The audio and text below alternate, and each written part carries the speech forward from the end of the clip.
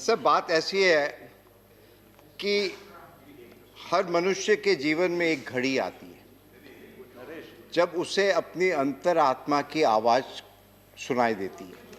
Sir मेरे जीवन में भी आज ऐसी ही घड़ी आई है। अब मैं यहाँ बैठकर सोच रहा था कि हम राजनीति में क्यों आते हैं। देश के लिए आते हैं, सबसे सर्वोपरि होता है देश।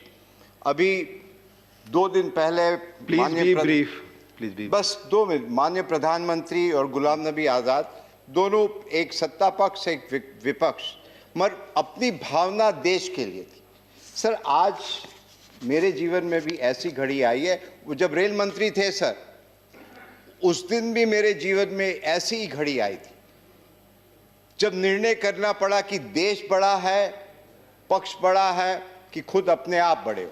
मेरे गुरुजन,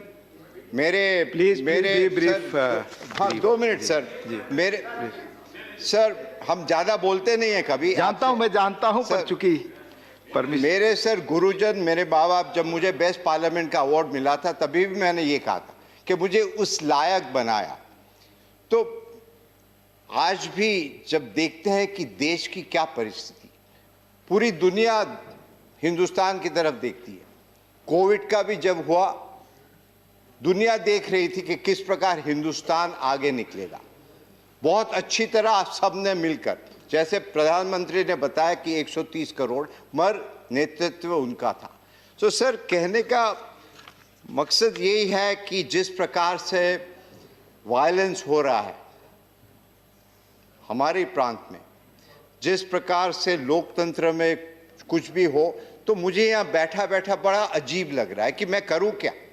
हम आते हैं उस देश से जहाँ रविन्द्रनाथ टैगोर, सुभाष चंद्र बोस, खुदीराम, और वो जो कविता होती है ना कि एमुन देश कोथाय पा खुजे पाबे गो ना गो तुमी,